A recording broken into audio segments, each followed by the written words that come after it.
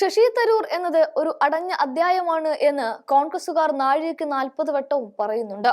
പക്ഷെ അപ്പോഴും തരൂർ ഉയർത്തുന്ന തലവേദന അത് മാറ്റാൻ കോൺഗ്രസ് ആദ്യം മുതലേ ചെയ്യുന്നത് മൗനം പാലിക്കുക എന്നതാണ്. തരൂർ പറയാനുള്ളത് പറഞ്ഞിട്ട് പോകട്ടെ, എവിടെ വരെ പോകുമെന്ന് നിരീക്ഷിക്കാം എന്ന മട്ടിലൊക്കെയാണ് AICC തൽക്കാലം തരൂരിനെ വെറുതെ വിട്ടത്.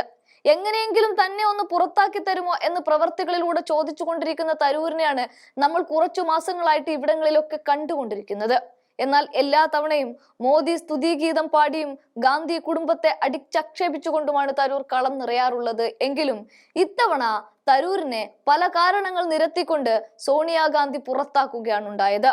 അത് അത്തരത്തിൽ നിർണായകമായ ഒരു യോഗത്തിൽ അഥവാ പാർലമെന്ററി കാര്യ യോഗം വരെ വിളിച്ചു കൂട്ടിയതിന്റെ കൂടി അടിസ്ഥാനത്തിൽ, തന്നെ പുറത്താക്കിക്കൊണ്ട് ഇത്തരം ഒരു യോഗം വിളിച്ചതിന്റെ കൂടി അടിസ്ഥാനത്തിൽ തരൂർ രണ്ടാം തന്ത്രം പുറത്തെടുക്കുകയായിരുന്നു. ഇത്തവണ മോദി സ്തുതിക്കും ഗാന്ധി കുടുംബ അധിക്ഷേപത്തിനും അപ്പുറത്ത് കാര്യങ്ങൾ ഒന്നുകൂടി മാറ്റി പിടിപ്പിച്ച ഒരു കൂർമ്മ ബുദ്ധിക്കാരനായി മാറുകയാണ് തരൂർ. എന്നാൽ തരൂരിന്റെ ഈ രണ്ടാം തന്ത്രം എന്തിനു വേണ്ടിയിട്ടുള്ള ചരടുവലിയാണ് എന്നിനി നോക്കിക്കാണണം. പക്ഷേ മിഷൻ 2026 നയിക്കാൻ വാർ റൂം വരെ സജ്ജമാക്കിക്കൊണ്ട് കളം നിറയാനിരിക്കുന്ന പ്രിയങ്കയ്ക്കാണ് ഇവിടെ 8ന്റെ പണി കിട്ടുന്നത്. കാരണം അത്തരത്തിൽ ലീഗിന്റെ കോട്ടയിൽ കയറിയാണ് ഇത്തവണ തരൂർ ഗോൾ അടിക്കുന്നത്.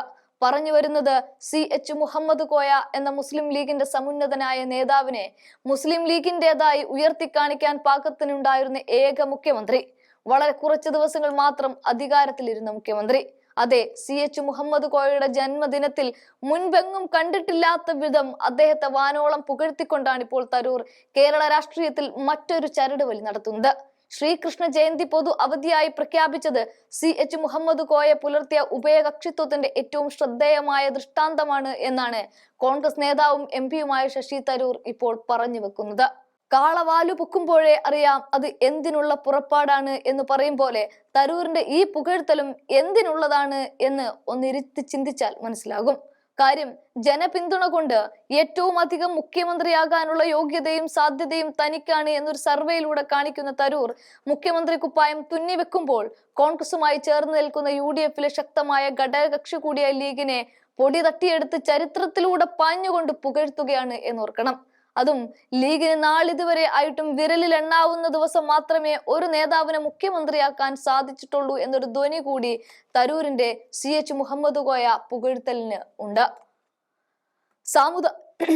തീർന്നില്ല. സാമുദായിക സൗഹാർദ്ദം ഊട്ടി ഉറപ്പിക്കുന്നതിനാലാണ് CH മുഹമ്മദ് കോയയുടെ രാഷ്ട്രതന്ത്രജ്ഞത ഏറ്റവും നന്നായി തിളങ്ങിയത്. ഒരു പ്രമുഖ മുസ്ലിം നേതാവ് എന്ന നിലയിൽ സമുദായങ്ങൾക്കിടയിൽ സൗഹാർദ്ദവും പരസ്പര ധാരണയും വളർത്തുന്നതിന് അദ്ദേഹം ക്ഷീണം പ്രയത്നിച്ചു.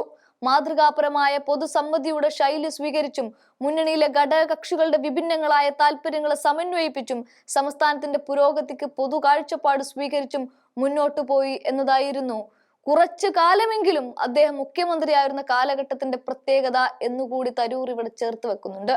അതായത് വളരെ കുറച്ചു കാലമാണ് എങ്കിലും എല്ലാവരെയും ചേർത്ത് നിർത്താൻ പോകുന്ന കഴിവാണ് CH-ന് ഉണ്ടായിരുന്നത്. ഇപ്പോഴും അത്തരത്തിലുള്ള നേതാക്കൾ മുസ്ലിം ലീഗിനും ഉണ്ട് എന്ന് പറയാതെ പറയുക കൂടി ചെയ്യുകയാണ് തരൂർ. നിലമ്പൂർ തെരഞ്ഞെടുപ്പിലടക്കം ഉജ്ജ്വലമായ പ്രവർത്തന മികവ് കാഴ്ചവെച്ച UDF-നെ വിജയിപ്പിച്ചെടുത്ത ഘടകകക്ഷിയായ ലീഗ് നിലകൊള്ളുന്നതിനിടയ്ക്കാണ് തരൂരിന്റെ ഈ CH പുകഴ്ത്തൽ. ഇത് പല വഴിത്തിരിവുണ്ടാക്കും. അവിടെയൊക്കെ കോൺഗ്രസിന് ഒരു ചെല്ലും ചെലവുമില്ലാതെ ലീഗിനെ പ്രീണിപ്പിച്ച് ഒപ്പം നിർത്താനാവില്ല. പലതും വിട്ടുകൊടുക്കേണ്ടി വരും. അതിനൊക്കെ പോന്ന കരുത്ത് ലീഗിന് ഉണ്ട് എന്നാണ് തരൂർ പറഞ്ഞു വെക്കുന്നത്. എന്തായാലും തരൂരിന്റെ ഈ പുകഴ്ത്തൽ കുഞ്ഞാലിക്കുട്ടി സാഹിബ് അടക്കമുള്ള മുസ്ലിം ലീഗ് നേതാക്കളെ ഇപ്പോൾ ഞെട്ടിച്ചിരിക്കുകയാണ്.